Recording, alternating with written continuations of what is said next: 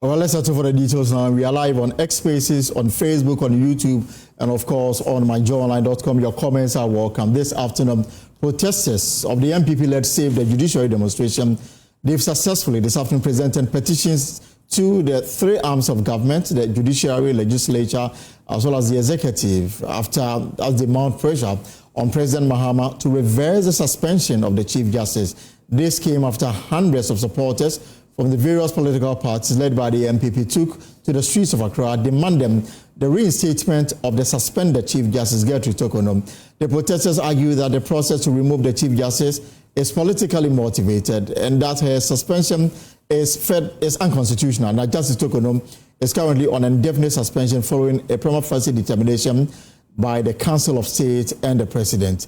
Now, after three separate petitions were submitted calling for a removal, we are going to understand what really went down this afternoon, this morning, and then ending in the afternoon. Joining me in the studio is my colleague, Michael Ashale, who was there for joining us. So, Michael, you're welcome.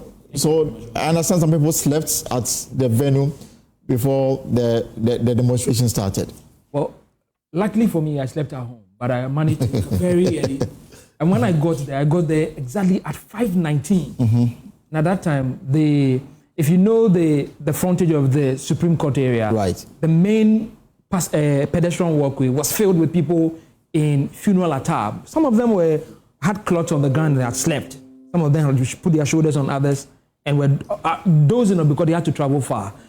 So these are people who obviously had to get there before 5 a.m. Some of them from far away. Some people told me they come from all the way from Kumasi. Mm-hmm. So definitely was a long journey for them. They had to wake up more than early to get to the base and make sure they were part of this demonstration. So yes, definitely some people had to lose sleep and come and do it rather at the demonstration grounds. So walk us through the events of today. So it was almost an 8 hours demonstration, right from 5 a.m. all through to 1:30 when it was finally concluded. So this is the convergence point was a small parking lot just opposite the Supreme Court complex. So that was where they converged for almost 2 hours, and exactly at 8 a.m. the procession started.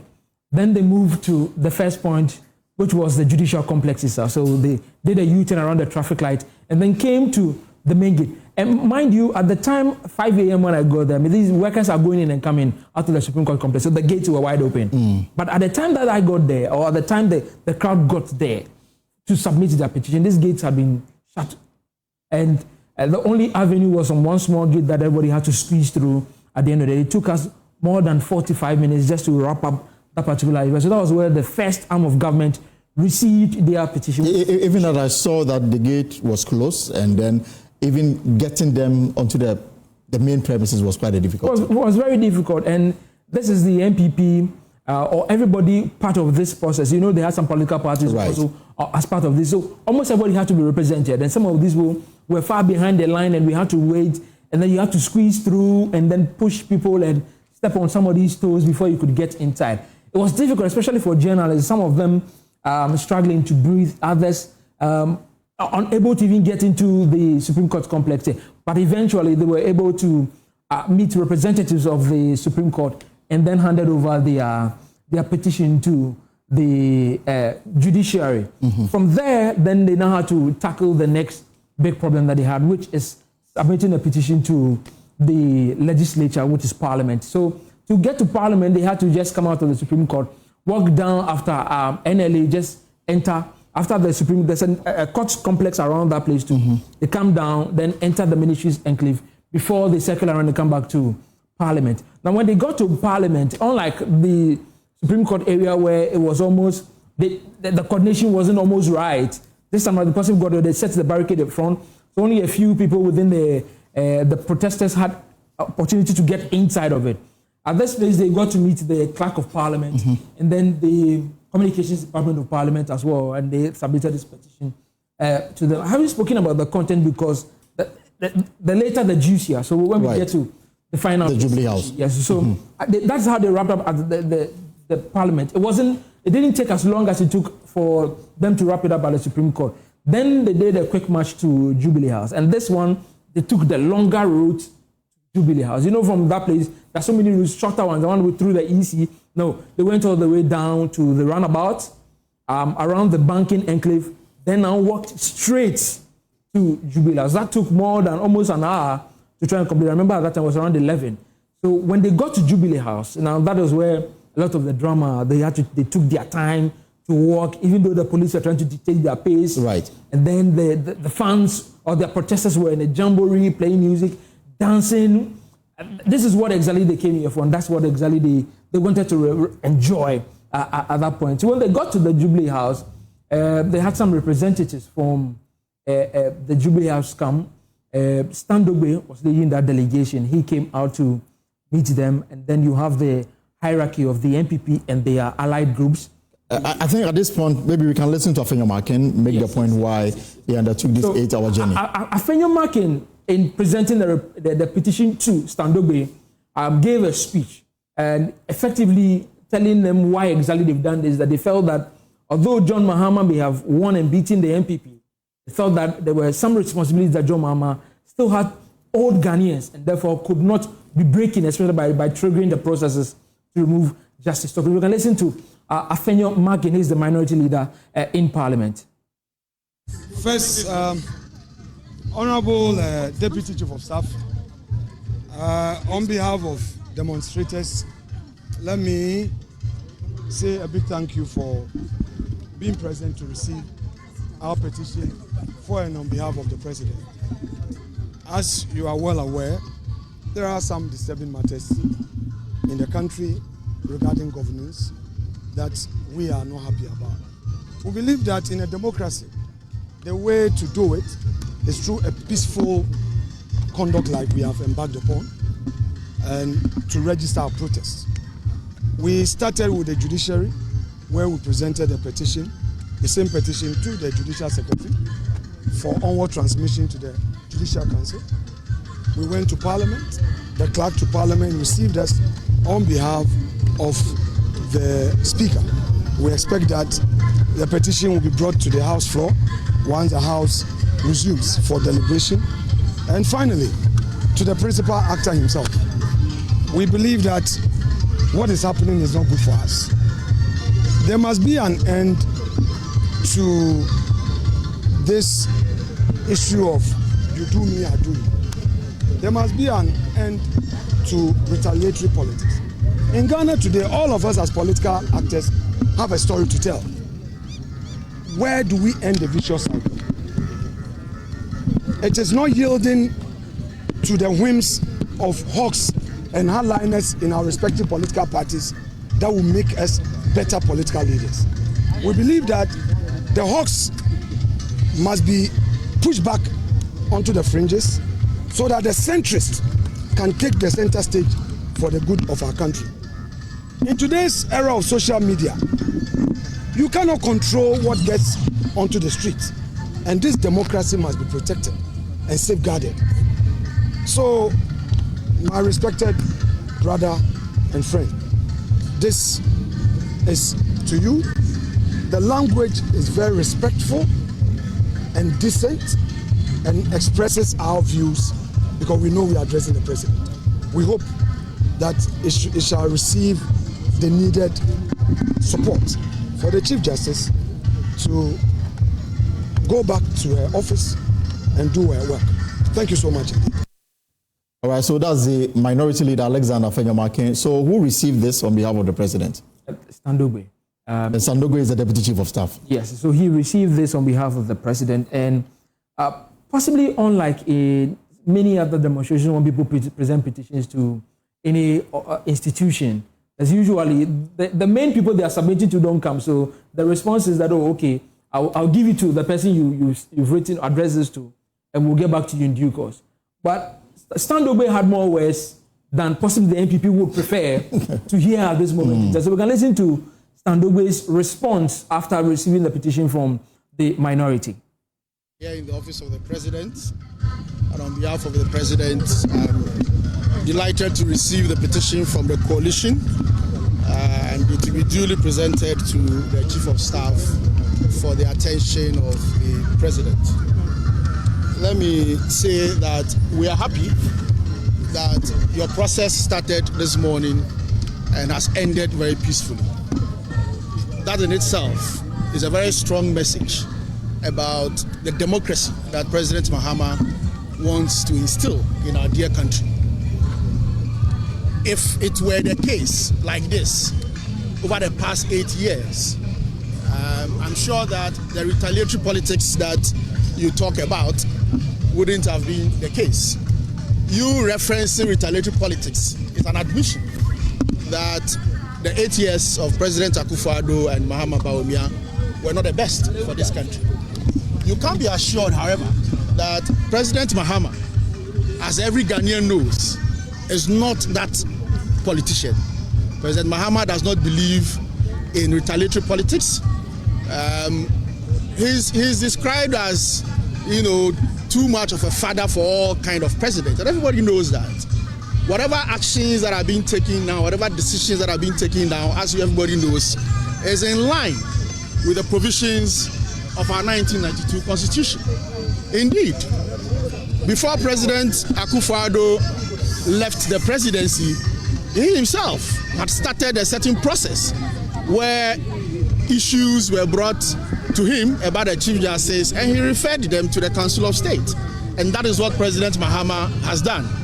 It is not about retaliating on something that was done by the previous administration against President Mahama or the NDC. So the process that is ongoing is constitutional, and I do believe that if the committee that has been set completes its work, whatever decisions that they make, just as the Council of State's advice to the President was binding on him, it will be binding on him. I can assure you and the people of Ghana that we appreciate the fact that just as government ensured that you went about your demonstration peacefully, there was one also last weekend, peacefully without any attempt at preventing you from expressing yourselves. We would continue to allow for that peaceful expression of ourselves in this country under President Mahama. Nobody is going to inhibit or stop anybody from doing that. That should tell you that President Mahama, in less than 120 days, has demonstrated how he is going to save the democracy of Ghana. He's going to grow the democracy of this country, and we are going to be together. That's how the demonstrators were received at the Jubilee House. Deputy Chief of Staff Stan Dogbe. I wonder whether the group will have any formal response from President Mahama, in view of what Stan Dogbe told them. Possibly, and because of the response that came, you could even hear the ending. So some murmuring. You are not the president. You are not the president. That the petition is addressed to the president, and because you are not, we're expecting the president. I pulled some of the sort of response that they got to the General Secretary of the NPP, Justin Frimpong-Korea, who said that it was distasteful because they thought that they were expecting the president to respond. Right. And the responses they are getting from the Deputy Chief of Staff is way far from what their demands are on paper. They were not happy about a particular response, Evan. All right, so we'll leave it here for now, but did they indicate what happens after today? Well, we've heard from two individuals and what they've been telling us. First, what Henry Nanabuachi told you just a few days ago, that this is just the beginning. I've also spoke to the General Secretary of the party, who says that they will give the presidency some reasonable time. I pushed, he still maintains that reasonable time, after which they will take further actions to force the hand of government. All right, thank you very much, Michael Ashale. And he followed the demonstrators this morning, ending somewhere before 2 p.m. And you heard the responses that came from the Jubilee House, Mr. Stan Dogbe, receiving that petition on behalf of President Mahama, giving us a taste of what the government itself will speak to them on this particular matter. Well, your comments are welcome. Do you think that this demonstration by the MPP will force the president's hand to give in to their demand? You can leave your comments on our X space, on YouTube, on Facebook, and I'll share it with the rest of the world. And of course, this afternoon I'll also be joined by the Director of Communications with the MPP. He was also among those that went on this demonstration. and of course also be joined by the Deputy General Secretary of the NDC, Ahiagbah. Another story we are also keeping an eye on. Just a few minutes ago, President John Mahama launched a code of conduct for his appointees. So some of the things we are picking from that document is that no political appointee under the Mahama administration is permitted to purchase state assets or gifts and hampers received by government appointees with an estimated value exceeding 20,000 Ghana cedis must be declared. And of course, government also said that appointees who have yet to declare their assets will lose 4 months of their salary. Now, we will speak to the Minister of State in charge of Government Communication, Felix Ofosu-Kwakye, in the second half of this program. You can send in your comments ahead of that. Let me bring in Mr. Ahiagbah. Rich, you're welcome to the program. Thank you, Elton. And how was the walk? It was good. It was very good. It was good fatigue for us this morning, but a more substantially democratic exercise that is fulfilling. And you think that this will force the hand of the president to do something? Well, it's a democracy and he ought to listen to the people. So if he doesn't, then I'm not sure how he understands the democracy. But I think that President Mahama, being who he is, will listen to the people because he is where he is because of the people. And so he must listen to the people. So what is happening, some will describe it as constitutional, but to what extent will this endure our democratic dispensation as far as the MPP is concerned? Yeah, Elton, you are very seasoned, okay? So that question, don't ask it. This thing is politics. It's not legal. Those who are telling you, oh, it's not breached any law, that's the NDC talking. The whole agenda has been cooked. We want to remove her. The law is just giving effect to their politics. And so it's not a political thing. It's not a legal thing. It's a political thing. So the question does not arrive that he has not breached any law and whatnot. We must tighten the law to check the politics subsequently. But right now, the law is being abused because of its weakness. Their politics has found a loophole in the law and they are exercising it. And that, for me, is a threat to our democracy. Because, and the reason we went from the judiciary to legislature and to the executive was to make the point that these three branches are co-equal arms of government. Right. They have equal role to play, each validating the other, especially the judiciary being the guardian of rule of law. If you undermine that, then the whole democracy is unraveled. And so we must be in a place where we say no to any attempt whatsoever. It doesn't matter what the intentions are to touch the judiciary. That is a no-no. It's a taboo we must set in this country to say that you can't touch the judiciary. Because what it is that is our liberties that is gone.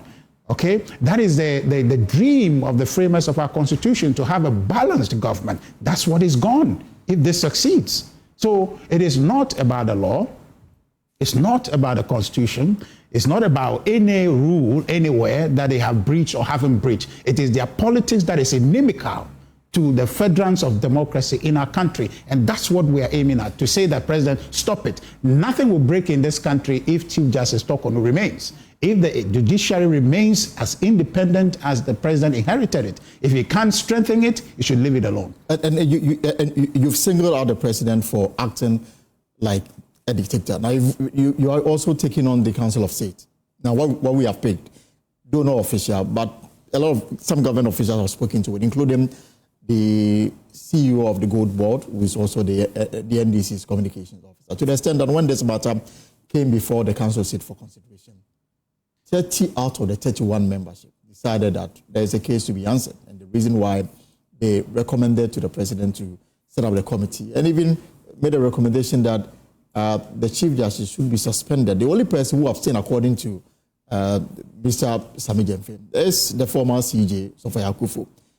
And she, before the Constitutional Review Committee hearing last week, makes the point that the process under which the current Chief Justice is being removed is unfair for our democratic process. Why make it look like the Council of State is in cahoot with the presidency to get rid of Madam Tokono? Well, I mean, I don't want to speak about the Council of State. The president is who I voted, you voted, and people selected him. Okay? He is the one accountable to us. He's the one leading the executive. Other operatives under him, part of the structure, they are not. Focusing on them will be missing the point. The president is who we must talk to. His allowance of this process to go on knowing the impact it has on the independence of the judiciary, he should feel the chill of saying that we are unraveling the thing that gave him. I mean, what happened on the 7th of January? Was it the chief of staff that sworn the president in? Yeah.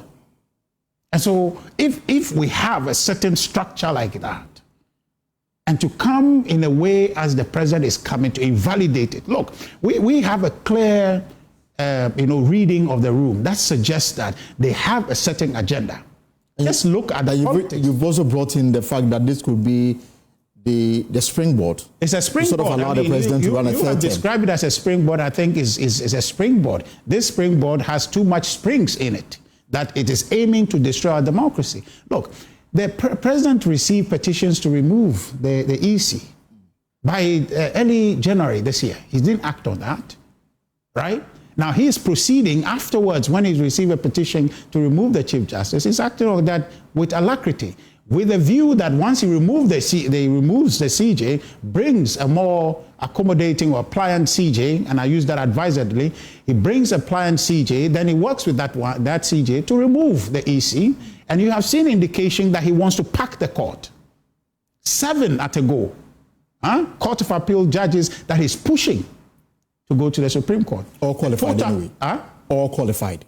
No, there's no question about their qualification, but the question is there are so many people qualified. Out of the 7, there's more that is still qualified, but they are not part of the 7. But I'm just saying that it's unprecedented that any one time, any president has appointed that many people to go on the Supreme Court bench. And then the president himself, in his campaign communication, tells us that, if we have to abide by the recommendation for a constitutional review committee and so, if we have the increase to 15, then we're subject to a referendum and all of that he said nicely. But now, all of that is out of the window. Now he's appointing 7 people. When we succeed in confirming all these 7, Parliament succeed in confirming them, we'll have on the bench 20.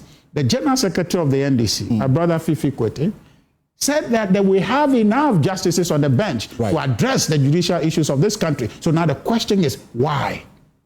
Why? Because their politics aligns with that. And so we believe, and it's a reasonable deduction to make from the steps that they are taking, to say that by the time we get a new CJ, by the time they have their own EC, by the time they go and then there is backdoor, some operations to bring some petition or application before the Supreme Court to say that we want interpretation to Article 66(2) to determine whether what the Constitution says that you can run for 2 terms only, if that is to be a consecutive application or if there's a break, it applies. All right. And we believe that somehow the Constitution, the Supreme Court is a final authority in terms of what our Constitution intends to say. And so at that point, then there will be certain interpretation that supports Let me bring in the president perhaps to go 3rd term. If the president, one of our petitions, in our petition, we raise a question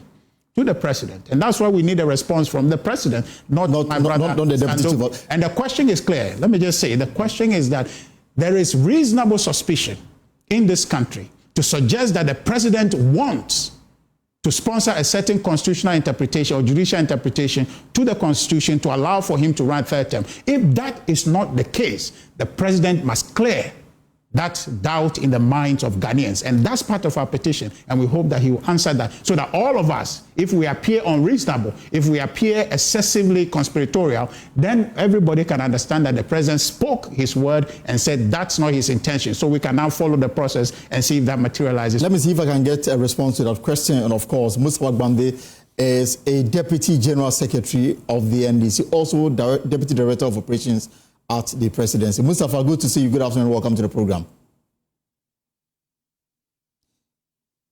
And if you can unmute for me, Mustafa, good afternoon and welcome to the program.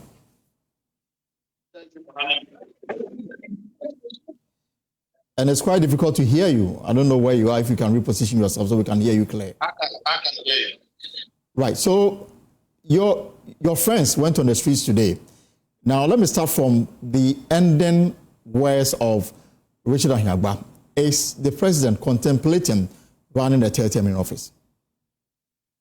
But I think we all know that presumption by my friend and his party is first of all frivolous. It is only to justify their mischief and the reason why they are going on the demonstration. They've made I believe that this demonstration was for the purposes of defending the judiciary. But today, they have changed the course. And the conversation is about President Mahama going for a third term. That is shallow. That is appropriate. But I am happy, and I am very happy, that remarkably today, there is a government that must allow the MPP to demonstrate without anybody attacking them. Their rights enshrined under the 1992 Constitution have been fully respected by the government, as my boss, the deputy from that puts it. That today they could demonstrate, even though I don't believe that their demonstration makes a lot of sense. We were even prepared to give them beds and breakfast as long as in as much as they didn't make sense. Nobody attacked them, nobody intimidated them. The police gave them the full protection they needed and required under the 1992 Constitution. But again, one thing that is remarkable in their demonstration today is that the minority leader, MP for Appointee, Honorable Afenyo-Markin, assaulted a police officer. That will go down in history as the first time a person of his political structure and influence. So what we'll do, we can't hear you that clear. So we'll fix that and then hear you well. Mustafa Bande, we'll do the connection again, see if we can get a better line to you. But Richard. Mustafa, my friend, I was looking for him at the Jubilee House, but he didn't allow us anywhere close. But we managed to submit that petition. You know, this thing is talking about Honorable Appointee having attacked. There's a video where he's seen pushing the police officer. Yes, it was chaotic. It was chaotic. We commend the police. DCOP duty. I commend him. He's done great work. We appreciate that. But it got to a certain point, you know, there's this tension when we want to let people in, people out, and all of that. This was around the Jubilee House area. No, this was around the Parliament. Right. Right. So it was a very tense space. Myself got caught into it, trying to create space. It was very tense. And then in that process, the leader was hit very badly, this way, right on his chest. And he actually was almost taken out of the march. I had to take him to the washroom and kind of just cool down. Afenyo-Markin. So it was, if you saw anything as though he's attacking anybody, it's a reflex, trying to defend himself. Okay. It wasn't anything that he intentionally... So he was rather hit by a police officer. He was hit by the police officer I was standing right by him. He was hit this way on the chest, because perhaps the police officer didn't know him, didn't identify him, and hit him on the face. So I had to tell him that this is the minority leader. And then he kind of cool off and then allow for him to enter. So my brother's propaganda won't wash. This is a massive demonstration. Their government, this government didn't expect it. We appreciate the idea that under our Constitution, Article 21 gives us the full right to be able to demonstrate, to assemble as we want. And it is not as though that the government is doing us favors. It is enshrined and must be exercised by Ghanaians, and we have exercised it. We commend the police for allowing the space. It's not as if the government can do anything about it, can constrain or deny us that right. That will not happen. So there is no glory to be taken by the government that, oh, it was peaceful, nobody allowed. No, the police must do their work, unless they are telling us they are controlling the police too, such that the police would listen to them and not do their work according to law. But otherwise, we comported ourselves. You know, we also have a burden under the Public Order Act to comport ourselves in a certain way. We gave them our full assurance. We met with them twice, gave them full assurance, and agreed, make concessions to ensure that the exercise of our right does not affect other people. So we've got a video so that we put it in proper context. So I don't think this is the video Richard Ahiagbah is talking about, and the alleged attack on the police officer by the minority leader.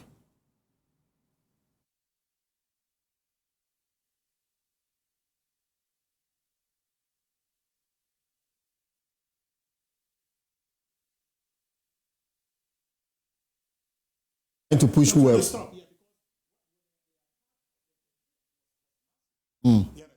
And you can see the jostling there trying to get into the place. So it wasn't as if he set out to attack anybody, because he was hit very terribly. So you say that this was an isolated matter? Completely isolated. It was a reflex. It was just like, why would you do that? So really it was, and then you can see how tense the place was. So he didn't, Afenyo-Markin didn't set out to attack anybody. He was peaceful. He's leading us and understands, that we must do this peacefully, and we're partnering with the police to do that. So most of us should take that out of his submission, and then understand that the right available to us to demonstrate is not by grace that they will allow. It is grounded in the Constitution. And we exercise that today, exercise that tomorrow, until the presidents abide by the democratic principles that he swore an oath to uphold. Right. Mustafa, I'm trusting that we'll have a better connection to you today. You've heard your colleague, Richard, explain the circumstances surrounding this alleged attack. I don't know whether the explanation satisfies you. Let him tell that to the Marines. Number one, it doesn't lie in his right to determine whether or not it was a playful attack or it was not an attack. But I know, and I'm saying it today, that what is remarkable in their own demonstration is that Afenyo-Markin assaulted a police officer, and we can all see it. Whatever explanation he's given is an afterthought, but that conversation will come at another date. Number two, that today, because we didn't hear you so clear in your initial remarks on this matter, the first question is asked is that they've picked intelligence that President Mahama is nursing or preparing the grounds for a third term in office. Is this something that you can confirm for us? It's a preposterous posture, very disingenuous. And number one, they told you and I that this whole demonstration was seeking to protect the judiciary. Today, it is about President Mahama's third term or not. So really, they have confusing and inconsistent position as far as this matter is concerned. They will tell you that all of them are linked together in a way. But that is okay. What is important is that I believe, and I must commend the way our government, even the Deputy Chief of Staff, Standogbe, received them. We couldn't have gotten those courtesies in the last 8 years under President Akufo-Addo's regime. By this time, you would have been hearing hot water on people and stray bullets. But that is not a story today, because a listening president is in power. A government that tolerates everyone, even if you don't make sense, is in power, because we believe that their right to demonstrate is derived from the Constitution. So as the Constitution also imposes responsibility on other individuals, they should not, and Ahiagbah and his party should not try to impede constitutional processes as far as the rule of law is concerned. That will ensure that public officials are held accountable. And so they have done with their demonstration. We should all respect the processes that are ongoing, be reasonable enough to allow the laws to work. I'm quite surprised. Their demand is that the whole exercise should be truncated. The Chief Justice allowed to go back to work, and then the process will move her truncated. Minority will have their say, but majority of Ghanaians and the law would have its way. It is not for them to determine whether a process will continue or a process will not continue. Let us get to tomorrow, where Ghanaians will also want to demonstrate against President Mahama to ensure that he does not subvert the Constitution of Ghana, and then you will see. And so we are begging, let the laws be respected. Let the foundation of our democracy be respected. The MPP and its courts are not law. They express opinions. And when it comes to processes of the rule of law, they are institutions that the Constitution defined to take care of these things. They should allow the individuals to work. They are attacking Council of State. Since when did we change the modalities of electing Council of State members? Since when did we change? Was that not the same procedure President Akufo-Addo used to elect Council of State members, who advised him he empaneled partisan individuals at the EC.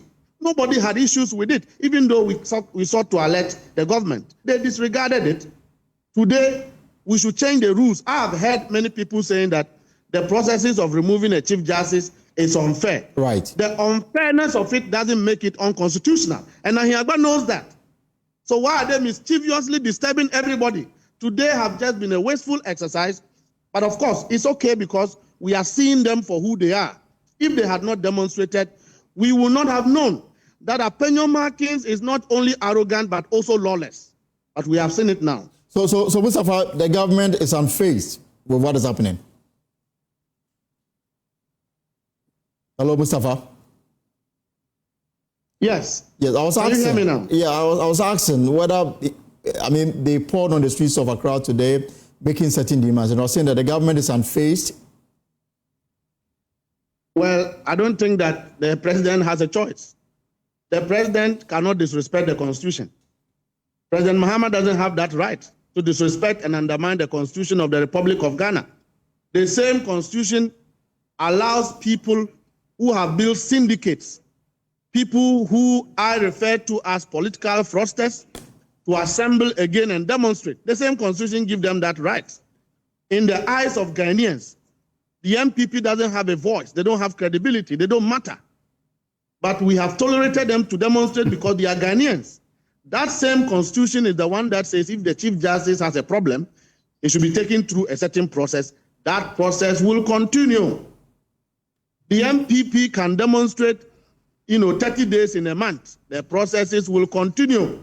If there are bases to take certain decisions, we, all of us as Ghanaians, will respect those decisions.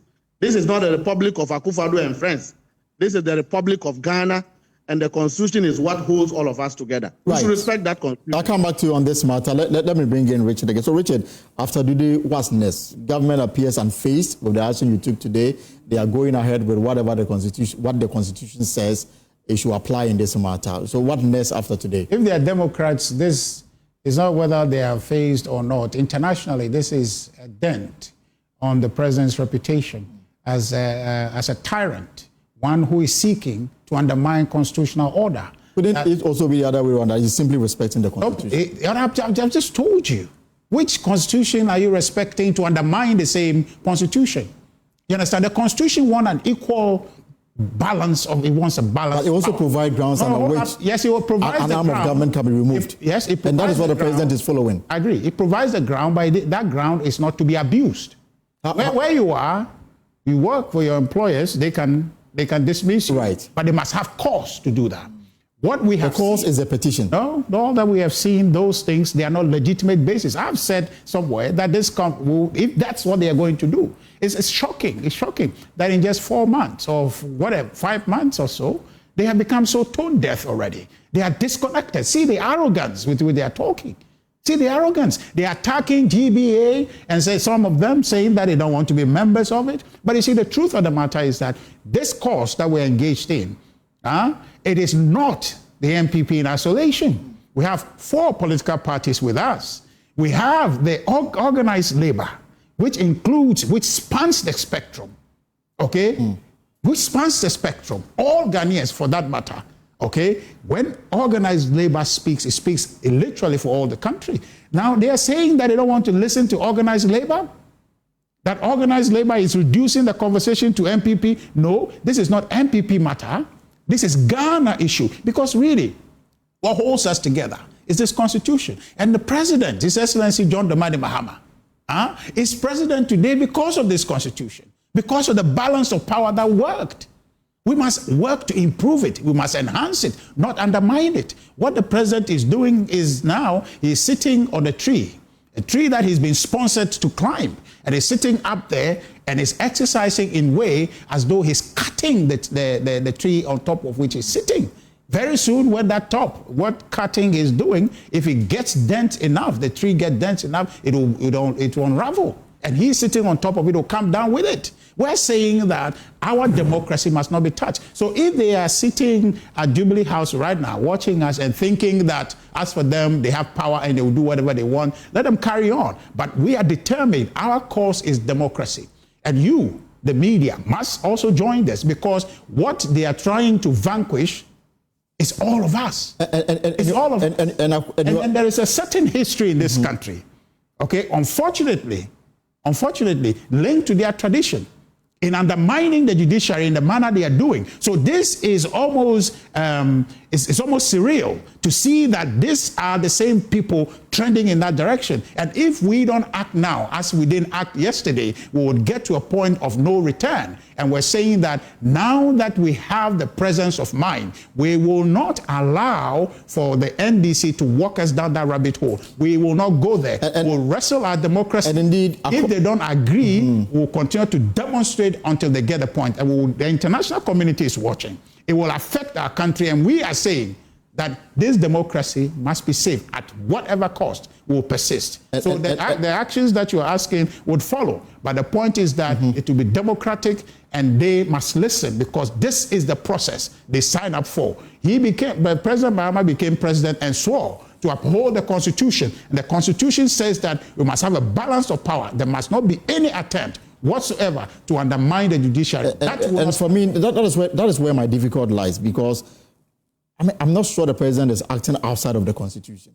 You see, you keep asking that question. There are three petitions. There are three petitions. In fact, 5, as we have been told. Yeah. And it went through the process, came back to him. Process, that's the Constitution dictates that the president must follow. And I'm wondering which aspect of the process the president has violated. Elton, sitting here. Let me just give you a good example so you don't ask this question ever again. Don't ask it. Okay? It is propaganda you are buying into. Look, I'm looking at the Constitution, what it says. No, that is the NDC narrative you are promoting. Look, you sitting here now, we have your cast here who are showing everything. And then after this program, somebody goes to make an allegation against you, to your boss. And so Elton was sitting there, whatever, fidgeting on the program and whatever. And that's how come the program didn't go well. Okay? And on the basis of that, you are removed. I'm sure I'll be given a fair hearing. But because the idea has been conceived to remove you, and your colleague who went to make that falsified allegation against you, they just need a scintilla of evidence to conspire and then remove. Then perhaps when that happens, it will be according to the rule book of the multimedia, right? You will be removed, but the basis for it is unacceptable. Okay, that's what we're talking about. Yes, the rule is there, but when people go and sit in a dark room somewhere and they cook this political agenda and bring it, the law is black and white in its application in terms of the processes that it has outlined. We all have agreed that 146 is problematic. But right now, the NDC is exploiting it. And I'm saying that we shouldn't allow them to abuse it, because if the Chief Justice has done anything for which reason she must be removed, that it shouldn't be anything to quibble about. You should not have any difficulty with the reasons to say that because of what the Chief Justice has done, I know it. That one, we shouldn't accept it. We should get to that point. But you see, to have an independent body such as that, the head of it, and the flimsy excuses that have been put out, for which reason you are going to attack that, I find that to be reprehensible. Right. The president should not acquiesce to something like that. That's our question. Why is the president doing this? Is it in line with his agenda? And we raised 3 questions. Most of us should read the petition. We raised 3 questions. There's not a deviation from our goal. Our goal is that immediately reverse the suspension.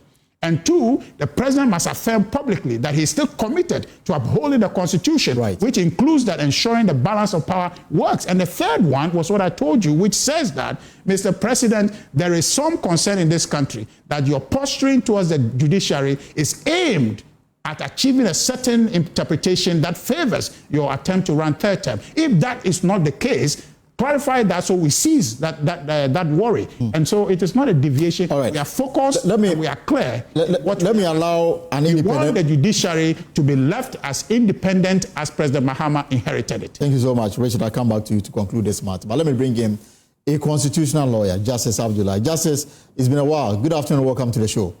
Indeed, it has been a long time. But I prefer being an objective Ghanaian citizen. Okay. Rather than an independent person, because I do not think that anyone is independent in this country. Absolutely. We all have our interests somehow, one way or the other. So help us. I am more objective. So Justice, help us. I prefer that. Help us walk on this fine line. The government says that they've not done anything wrong. The Constitution dictates what the president must do, and that's exactly what the president is doing. The MPP says that no, you are violating this article. You have a preconceived mind to remove the Chief Justice at all costs, and then, you know, turn the judiciary into another arm of the NDC. In the middle, what really is going on as far as you are concerned? In fairness, I find the arguments made by some of my very good friends, and when I say good friends, some are even my brothers, on the MPP side, as more political than legal. And to that extent, it's difficult to engage in that kind of debate. Because I've called severally, I've thrown this question to any lawyer in Ghana, whether MPP or NDC, to point out a single provision in the Constitution that has been violated by the president. Because I have gone out there on public to have said, and I still affirm that position, that from the moment the petition was served on the president till this very minute that we are speaking, there has not been any step that has been taken by the president that I see offends any provisions in the Constitution. And so whoever, whether a body of association, group of persons, or whatever the institution or individual may be, I would like a single provision to be pointed out that sins against the conduct either by the president or the Council of State or the two of them combined in relation to the potential removal of the Chief Justice. Nobody has so far been able to point out anything. The only thing you keep hearing is about exercising of discretionary power, right, which has not been provided for in the, as far as, of course, some of my colleagues are concerned, that there ought to be a regulation running that executive exercise of judicial power. And I have pointed at several judicial authorities which affirms that you cannot do that to the executive, because the executive exercises both political power and administrative power. So any attempt to gag or regulate the exercise of discretionary power will simply run the administration of this country to a halt. And that is not possible. I have said this severally. And then my second opinion to the same position is that really, assuming that that argument is even valid, the question is, does the absence of the regulation simply in itself make the conduct of the president or the Council of State invalid? The answer is an absolute no. The absence of it doesn't invalidate their conduct. And so if you are saying that something is invalid simply on the basis of an absence of regulation, then you are clearly not understanding what you're saying. You are not even appreciating the very point that you're making, because the absence is not occasioned by the conduct of the president or the Council of State. And so on the basis of those, you cannot say that the president has violated the Constitution. It is not possible to say that. What you may probably have to be fighting for is to ensure that all of us collectively push for an earlier provision to be made, either by way of an executive instrument or by way of a legislative instrument or any other instrument, or a substantive legislation that organizes the entire removal processes. But to say that because because of the absence of these regulations, necessarily the conduct of the president is unlawful, clearly means that you don't even understand what you're saying. You're just speaking English without any basis for it. So basically, you think that this is more moral than legal, as far as you know? So I am saying that you can't even talk about morality here, because the act being complained of ought to be sinful before you can even talk about morality. Sinful here in the sense of is being in breach of the Constitution. But if it's not in breach of the Constitution, then you can't even talk about morality in the sense of it. Neither can you talk about a breach of the Constitution simply on the basis of an absence of regulations. None affect the conduct either of the president or the Council of State. It doesn't exist. So it is simply, see, this is the argument being made. It's simply somebody urging that sitting in studio without a camera is the breach of, let's say, the ethics of the journalist profession. it makes no sense. There's no logic in that kind of comment. And that is the kind of argument you hear. How does the absence make the president breach the Constitution? I mean, just think about this. Maybe people have not thought about this argument, or at least maybe they have not thought about it from this angle. And so they are simply just repeating what they hear their superiors say, and then also churning out the same falsehood onto all of us. There must exist a particular conduct that is in breach.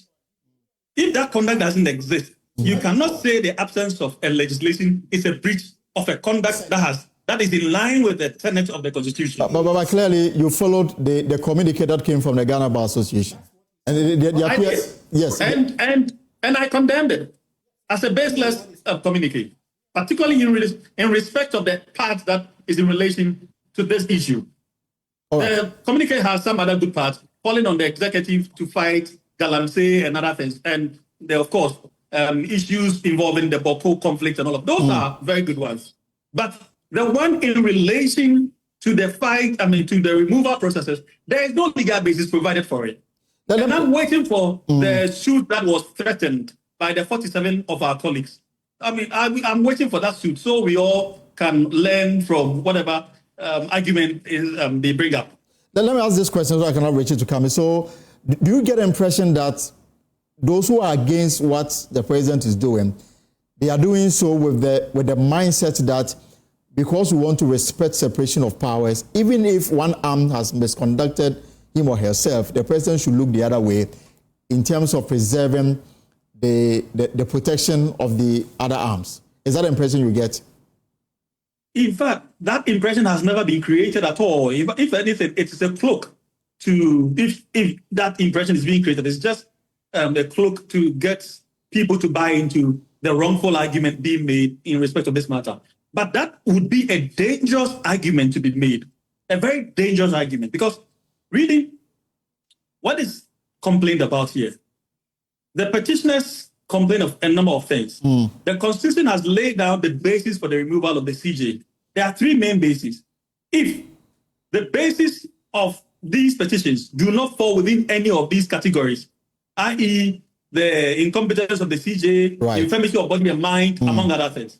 If the petition doesn't fall within any of these categories, the CJ can never be removed under any circumstances. Right. Absolutely under no circumstance can you remove a CJ if it doesn't fall within any of these categories. Now, if you say that a CJ has fallen foul of any of these categories that is laid down by the Constitution, and someone has petitioned for this issue to be interrogated, and you rather go attacking that person, then I think there's something wrong with you because you do not understand what it means to hold leaders accountable. You are losing the entire principles of accountability, the entire principles that have been laid down by our Constitution for leaders to account for their stewardship.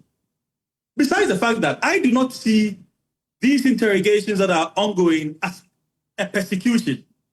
Of course, unless someone can point out to something that is being done ultra what we all know. If there's something that is going on that's beyond what we all know, then those issues must be pointed out to all of us so that we can all contribute to the debate. But to sit back and simply churn out on false arguments that do not make any basis, whether in law or in fact, is sometimes to take all of us as idiots, and that is clearly unfair. It is not right. So you disagree with those who say that this is an attack on the judiciary? That's my simplest argument, that holding the CJ accountable if he has done anything wrong is not an attack on the judiciary. In fact, it's rather upholding the integrity of the judiciary, if that is what is happening. And I say if because at this point, I'm assuming that the information that is already within the public space may not necessarily be what is the basis for the removal processes. And I say this because what we have seen on social media and other media houses, there's nothing official about them. And so I'll pretend that they are not the actual ones. Right. Now, if they are, of course, that is a different argument that has to be made. And that argument can be interrogated simply on the basis of the petition that has been sent. But mind you, all of us have to admit that our feeling and appreciation of what is right and wrong when it comes to this matter might be different from the adjudicating body. And the adjudicating body, we have 2 Supreme Court judges sitting on the matter. They have not come out with their findings. And so we cannot even prejudge their findings and conclusions before they even sit on the matter. My final question, 13 days into the suspension of the CJ, we do not even know whether the committee has started its work. Is it overdue that something is heard from the committee that is probing the issues against the CJ? Unfortunately for all of us, the Constitution says that everything must be held in camera. My basic understanding of this is that the public will never know anything until their findings are out. And even their findings, we will never get to know. The decision is what we will know. And when the decision is communicated by the president, that on the basis of the findings of the committee, a decision A has been taken or B has been taken. That is the only thing we will know. We will never know the actuals. And so at this point, it is difficult for any of us to say that the committee has not even started its work, of course, unless you have a strong basis for saying so. Right. If you do, then I would expect that at least they should also keep us updated that they are doing something. We need to know. We cannot be kept in the in the darkness. But we do not. We are not even asking for knowing the internal activities and every single thing that is ongoing. What we are asking for is to know if they are sitting today, for instance, where they are sitting, what time they are sitting, just the basic information that does not go into the merit or the content of the issues. Right. But we need to know what is happening.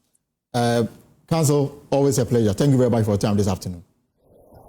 Richard, before we go. Yes. Mm-hmm. So you allow me a few minutes. Right, of course. So first of all, Justice Abdullahi should speak to fact. He's talking to the GBA, which he's a member of. I hope so. He should talk and mention GBA. That they say the president's conduct is contrary to Article 296. That is capricious, is unfair, is excessive. Okay, it's mean-spirited. He should say that. We haven't said that. We haven't made that argument. So when he says people are making and he says they are superiors, and who are their superiors? He should go and talk to GBA, not we. All right. They are the lawyers. They can argue that matter. But we are clear in our understanding that this is political. He doesn't want to argue the politics. Fair enough, he go to join GBA, let them argue the law. But we agree that the actions that the president is taking is excessive. You understand? So we didn't say that. So just next time, just speak to GBA and address their concern. But he hasn't spoken about organized labor, who is equally concerned. It's not law over there. It's about what affect our lives and eventually our democracy. That's what organized labor is worried about. You understand? So those are there. They are not addressing organized labor's concern, which is, matter of fact, representing the views of all Ghanaians. Number two, you see, I can tell you, Elton, with all the understanding and the what I can master right now, to tell you that I believe the committee will clear the Chief Justice. The committee? The committee will clear because, look, if you look at the threshold they have established, it's low according to some people. It's completely unreasonable. That's where you must see the politics in it. That you say that the Chief Justice in a court situation holds somebody in contempt and that is equal to a petition to remove the person. What are we doing? Don't we have any job to do? Because the president told us he's coming to create jobs, but now he's busying himself about dealing with people's quibbles. When a Chief Justice in a court situation, in fact, the thing about that contempt was not only Chief Justice Gertrude Tokodu who said that. Other people responded. Of course. The chair of the committee was part of the panel. He made a point that the person's conduct was in contempt of the court. So what are we doing here? I mean, it's like when the NDC came out with the 24-hour economy, and as a country, we watched that forced on us as a reasonable thing. It's completely unreasonable. You see how they are struggling to implement it? Why are we here acting as though that we don't know what is Richard, your final words before we go. My final word is that we should stop this pretense. We should be able to call things for what they are. The NDC is trying to force a certain narrative on us, and when we see it for what it is, let's call it. What the president is doing is wrong. Completely wrong. Okay. He's getting all of us hyper in this country because we are jittery about democracy, and he's touching it as though it's a joke. And they sit in front of Jubilee House and Mustafa comes on a camera and talks about it as though that it's fine. No, it's not fine. And my brother Abdullah come on the phone, talks as if it's okay. No, it's GBA, talk to them. But we are saying that our democracy is not your law. We are saying we want to preserve our thing. Because when you don't have democracy, we will not come here and sit and have this discussion. That's true. We'll leave it here. To protect our democracy, and people better get serious. We are not joking. It is not against President Mahama. It is not MPP. This is a Ghana thing that we must watch, that the president does not take over the judiciary as he's trying to do. Richard Ahiagbah is Director of Communications with the opposition MPP and was amongst those that went on that walk, that demonstration this morning. We're going to take a short break here on the phone. When we return, I will tell you why President Mahama is whipping his appointees when we return. Welcome back, and of course, I will share some of your comments on our social media handles this afternoon. You've been commenting on the MPP demonstration, of course, the president directive, which story I'm coming to it right now. But we're also live on X Spaces, on YouTube, on Facebook, of course, on myjournalline.com. This is the pause. Now, President Mahama has just sounded the alarm, directing that all appointees who fail to declare their assets by March 31st deadline will forfeit 3 months' salary, which will be donated to the Ghana Medical Trust Fund under the Mahama Care Initiative. This decisive action was reviewed shortly after the launch of a new code of ethics for public servants at the Jubilee House. Now take a listen to President Mahama give the point.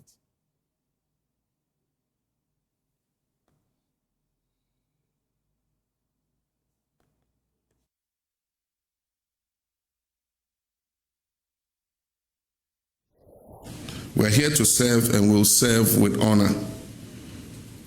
On the 18th February 2025, I set a deadline of 31st March 2025 for all appointees who are taking office or being nominated at the time to declare their assets. An update provided by the Auditor General to my office indicates that some of you failed to meet that deadline. For all those who are appointed or nominated before 31st March 2025 and failed to meet the deadline, you are to forfeit 3 months of salary to be donated to the Ghana Medical Trust Fund, named after me, Mahama Cares. In addition to 1 month's salary that I've asked all appointees to donate to the Mahama Cares Trust Fund. So it means that those who omitted to declare your assets by the date, you are paying 4 months' salary to Mahama Cares. However, if by close of day Wednesday, 7th May 2025, any of you still fails to declare your assets, count yourself automatically dismissed. The assets declaration regime is an important mechanism to check corruption and abuse of office, and it must be respected by all. My brothers and sisters,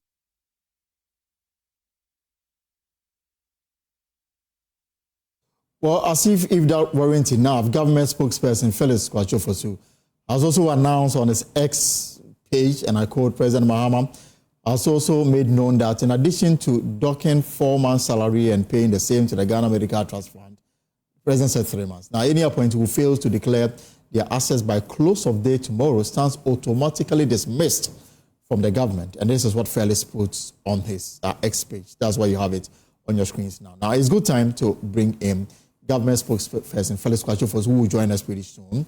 Also joining us via Zoom is the Executive Director of the Ghana Integrity Initiative, and we'll have all of them for you shortly. Madam Mariada, good afternoon and welcome to the pause.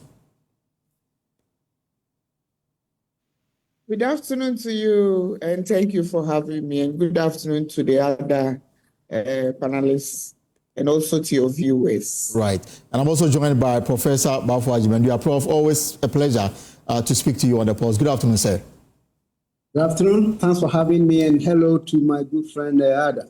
Yes. So if we are trying to get Felix to provide some clarity on some of the things that happened to the Jubilee House.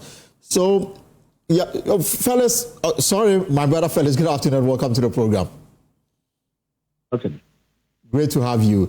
So, meaning that those who are yet to declare their assets, they have maximum 15 hours to do so. Otherwise, they shouldn't blame anybody. Exactly. They have the rest of today and the working hours of tomorrow to do so. Otherwise, they face the sack. That is the directive handed down by the president. But I'm curious to know, why is it so difficult to do? I mean, I checked the list. Some actually contested it. They gave a reason why. Some said the Fourth Estate publication got it wrong because they had done so and provided evidence to back it. Some of them are yet to respond to this. The president, in January, when he did so in the full glare of the entire nation, said he instructed all his appointees to declare their assets by March 31st, 2025, with consequences including removal from office for non-compliance. I was expecting that they should have been sacked without even giving them another window of opportunity. Well, the president said consequences, including. So that means that there are other remedies. But the fact is that the president expected that all those who had been appointed by the time he issued that ultimatum, and even beyond that, up until 31st December, would have complied. Periodically, updates were received from the Auditor General in order for us to know who has complied with the directive. I must indicate that there were clear discrepancies in the Fourth Estate publication. Right. They got some people's position wrong. There were people who had actually obtained a receipt from the Auditor General proving so, but who were erroneously said not to have done that. The Fourth Estate itself admitted that. And so we had to reconcile the list in order to be sure of who was defaulting. Now it is clear who the defaulters are. And it is for that reason that the president has issued this ultimatum today. So those who fail to comply would have themselves to blame by close of day tomorrow. And you don't know why they have... Well, I cannot hazard a guess for them. But I'm sure that if the time comes for sanctions to be applied, which will lead to a termination of the appointments, it will be up to them to show why the termination should not happen. But as we speak, the president is not accepting any excuse beyond being able to file by the deadline that he has issued. Let me also clarify that the sanctions for those who fail to comply is 4 months. The president has directed that all of us, irrespective of whether you complied or not, pay 1 month salary the Mahama Care. The Mahama Cares program or the Ghana Medical Trust Fund. Now, those who fail to comply with this will have another 3 months of their salaries withheld and paid to the fund. So when you add it, that is 4 months for them. But those of us who complied will pay 1 month. That is why I posted that it is 4 months. So we need to clarify that. Yeah. Kindly bear with me. Let me allow Professor Bafo-Egmedia a bite on this matter. Prof, clearly, this is the first time I'm witnessing a sitting president take this tough action against some of his appointees relating to the matter of asset declaration. Yes, it's the first time, and I'm quite pleased with the initiative. As you said, no president has had the courage to even publicly chastise his appointees over this constitutional requirement that most public officers tend to ignore. So I'm happy that he's taking this step. It might not be what we expected, especially since it's in his first announcement. He seemed to have said, if you don't do it by the 31st of March, you'll be gone. But nonetheless, punishing them with forgoing their salaries for 3 or 4 months, I think it's a good beginning. So I'm happy that the president is taking this tough stance. And are they raising against them to have it done before the close of work tomorrow? Of course, that's their problem, because the president gave them, I don't know how many weeks before, and if they did it and is now serious about enforcing his directive, I think, in fact, the president has been very kind to them, because normally, when a president gives a directive, presidential directive, it's not simply pleading with you to do, it's a must. Right. So by flouting a presidential directive alone, I think they should have been dismissed outright. So I think the president has been a bit magnanimous, in allowing them 15 hours or so to fulfill this requirement. Ms. Mariada, your thoughts on this matter? I believe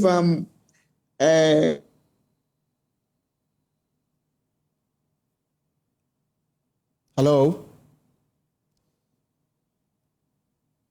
I have had occasion to say a number of times that they have contravened the law as it is. Because for me, what the Constitution says is even past. And so as others have espoused, what we would have wanted to see is declaring the assets before the assumption of office. And so for me, giving them the opportunity to declare and they're not doing so means they didn't even recognize the office of the president and the very specific orders he had made to them during the swearing-ins. And I was particularly excited. He kept coming back to them with this. And so this is even very small. For me, I think it should have been outright dismissals for most of them because the president has the discretionary power to do so.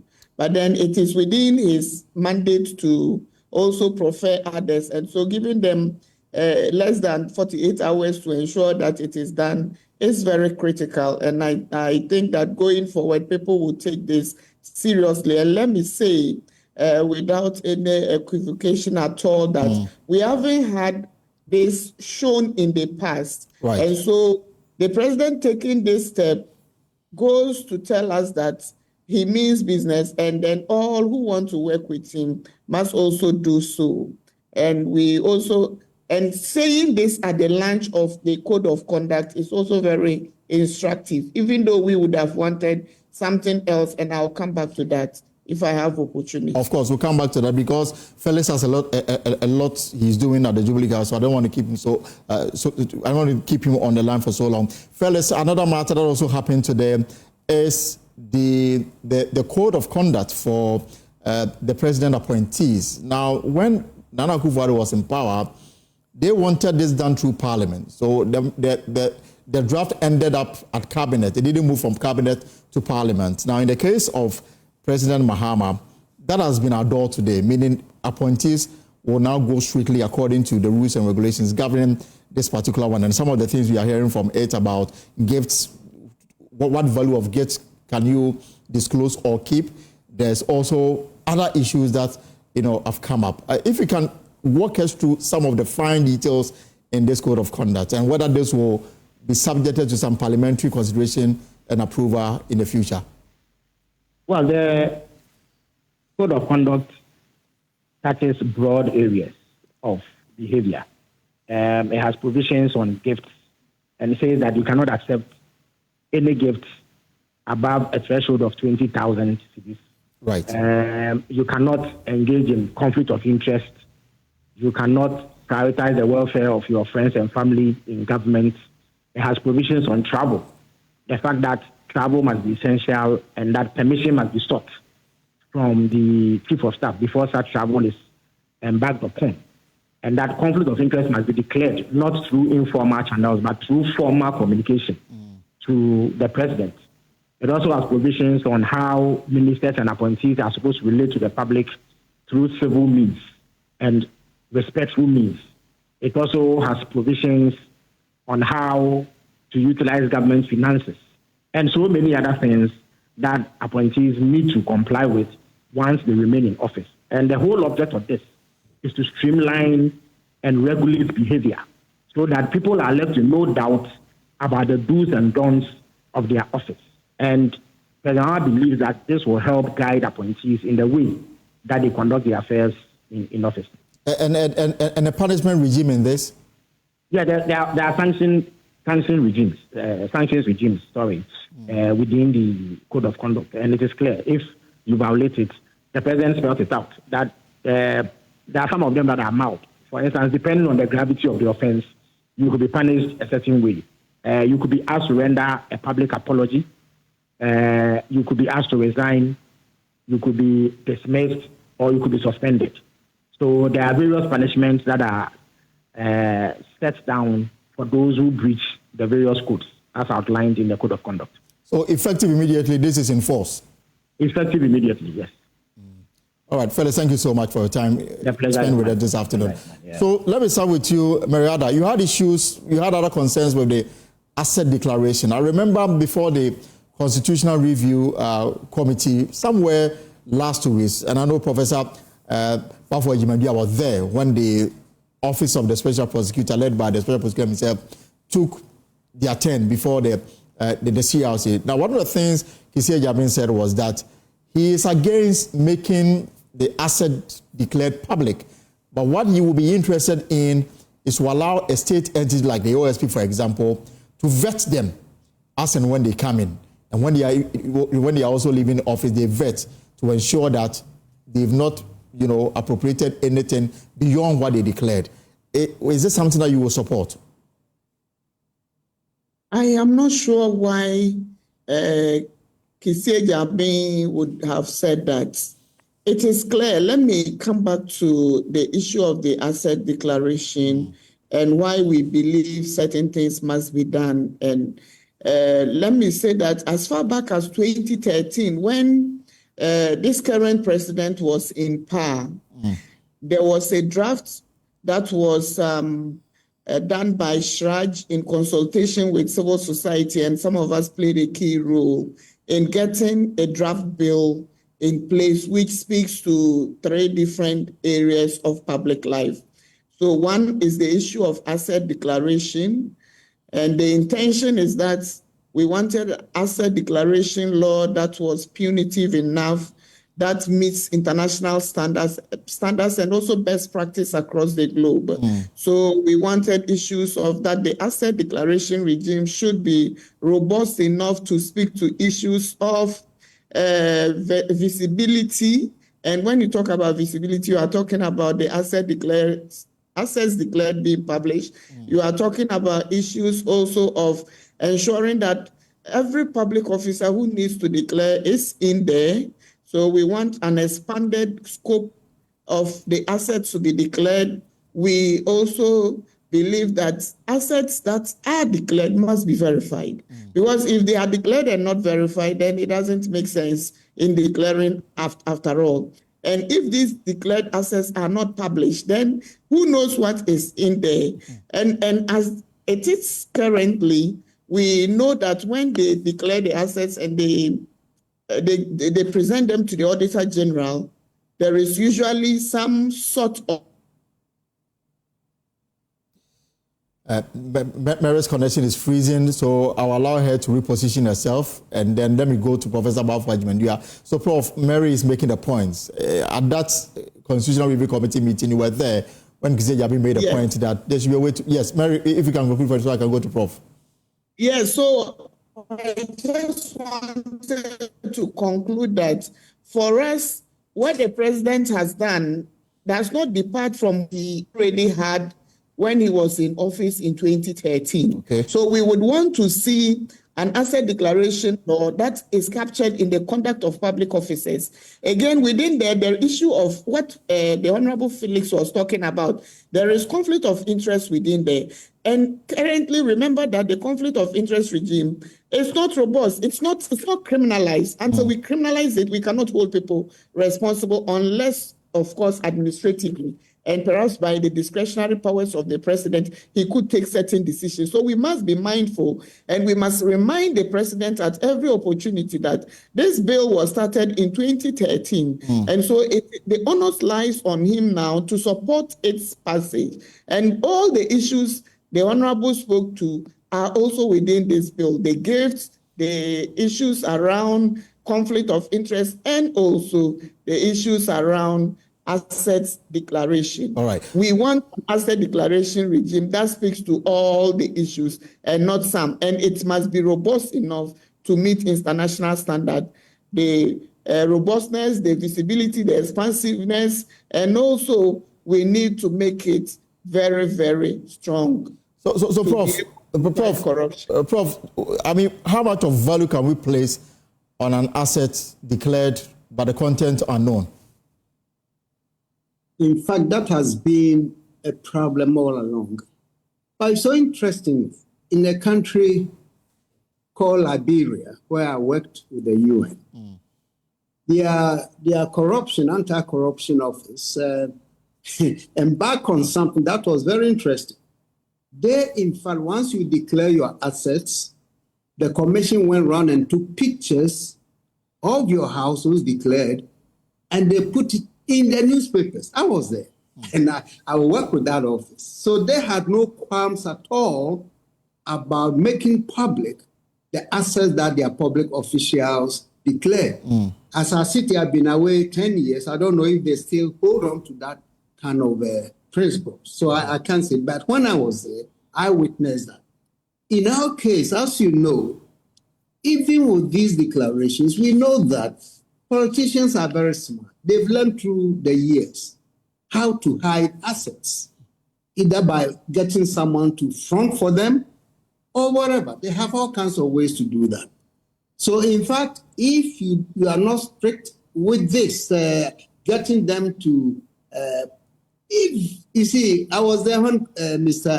Ahiagbah made his point that culturally Ghanaians don't want to show their assets. There's some truth to that. But I think we need to move a bit away from that culture, because the problem is to mix culture with our modern forms of governance. Then we cannot really do things. So I think whilst I can concede that in some cases you don't want to publicize it, I think some officers must know thoroughly what you have with pictures and everything, so that when you are leaving, that office, if it's going to be the OSP's office, can go and cross-check if any changes have been made. So I think the idea of somehow making it partially public will be an important step to take. And then the other matter, President Akufo-Addo wanted Parliament to have a buy-in and to give that legal seal to the code, the code of conduct for public office holders. Now, President Mahama decided that he would develop his own and then impose it on his appointees. Today, it's been adored and effective immediately. It is in section. The details, part of the details is what Felix shared with us. Is it the way to go in terms of addressing some of the deep-seated corruption that is difficult to address, especially relating to public office holders? Let me make a general statement that in our country, we have all kinds of laws. Somebody will say every law, possibly, we have it. The problem has been how we enforce the laws and how people respect those laws. So in that context, whether you take it to the Parliament to legislate the code or not, it depends on how you are able to make people to respect it and how the enforcement officers can enforce it.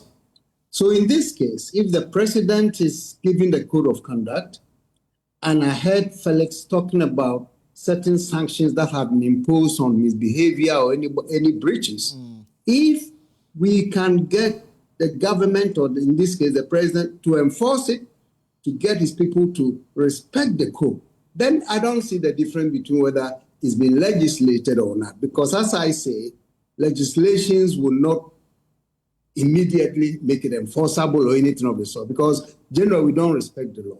So if the president has done this, and once we get the details, we will know. Because as somebody will say, the sweetness of the pudding is in the eating. Right. Let's get the details. And institutions like a marriage institution and others can keep and begin to monitor themselves. Even the president's sanctions he announced today, I don't want to think that it was Mr. Yaodevolof's statement a few weeks or so ago, reminding the president of this commitment that pushed him to come today to really put this across. I don't want to believe that. The president has his own agenda, which is great one. But the point I'm making is that it is how this code is respected, the extent to which it's respected, the extent to which it's enforced, and more importantly, the sanctions that the president is placing on them. If he's able to do any of those, then I think with or without the legislative support, it can still be good. And I'm wondering who should monitor this and ensure strict compliance. Should there be a desk set up at the office of the president, or an office outside government machinery should be tasked with the responsibility of ensuring that appointees go according to the rules and regulations governing this? I don't believe that the president can set up his own office to monitor and report, because these people know themselves there could be self-dealings. I think we need an independent entity. We can attach it to OSP if we think that's the right place. Shrach is there. I don't know how. I know he's working, but hey, Shrach can do that. And more importantly, civil society organizations, Imani, CD, and others. That's why earlier, and of course, the integrity institution. So I think this can be picked up by independent bodies to really monitor and report. But we need the details.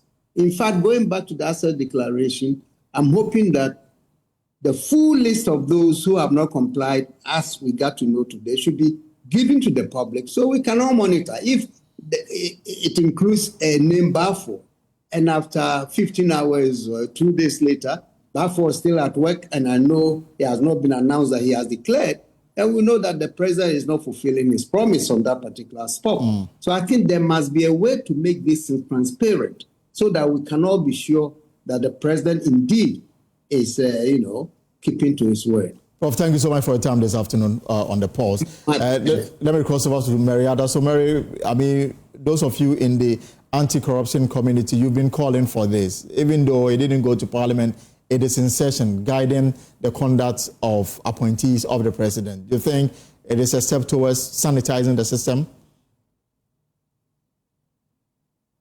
I believe so. I believe public officers would only be compliant when they know that there is a third eye out there. And then people who make proclamations also believe they also follow them through with action. Remember, the fight against corruption, or the bane against it, has been the fact that compliance has been very low. Right. And people are aware that they can get away with all the infractions no matter what, so far as they belong to certain classes in the society. So for this, it's good for the optics. And again, we are losing you there, Mariada. Okay, we'll leave it. I guess the point is made. Thank you so much, Mariada, with Ghana Integrity Initiative, of course, Professor Bafo Ajimendua, former UN governance experts on these matters. They are the experts. Now, before we go, the Electricity Company of Ghana has set an end-of-year ultimatum to fix all localized faults causing power outages in Accra. Now, this promise is coming at the back of an installation of a new mobile substation at Chado to address consistent power challenges in the Chado and the Bemakam area. James Aveji was with them this morning, and this is his report.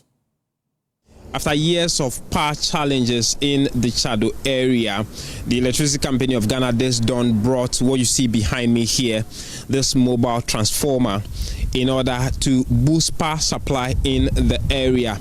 They are hoping that the installation of this would help improve power supply to customers in the area greatly. Ideally, we operate our transformers at economic loading of 70%, but currently we are going above 100, which is not good. So we are putting the transformer under a lot of stress.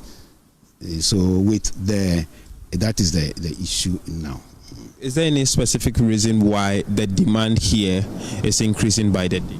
Okay, good. So this is a new development area, and you can see the type of buildings here, very huge ones, and you can see most of them are blasting on 24/7 ACs all day. So that is actually making the load to go high.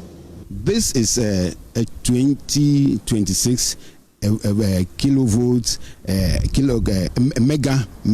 megavolts ampere, that's MVA substation, and it has this can take care of over 5,000 and more customers within this area, and that is, and it is operating on a voltage of 33 and 11 kilovolts, so kV. And that is how it is.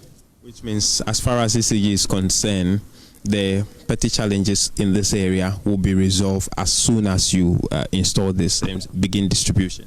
That is right. That is correct.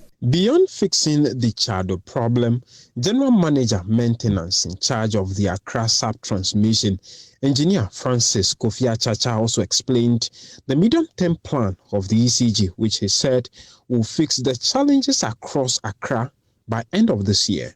You know, ECG has a plan for the year, and so we have already planned for some of these injections and system improvement before even the minister came in with the KPIs. So we are already working towards improving on our services. Okay. So your customers all around the Accra region should be assured that which area has these issues will be fixed within what duration of time? So within this year, we are sure that we'll be able to resolve most of the issues concerning power outages, low voltages, and few other issues. We'll be able to resolve all of them. From Chado here in Accra, I am James Aveji reporting for Joy News.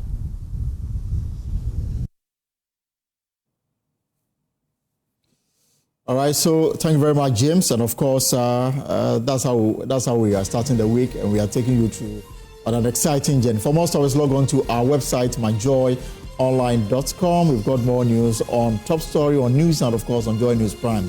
Whatever you are up to in the hours ahead, I hope is profitable. My name is Elton Brobe. Have a good evening and take care. See you tomorrow, same time here on Joy News.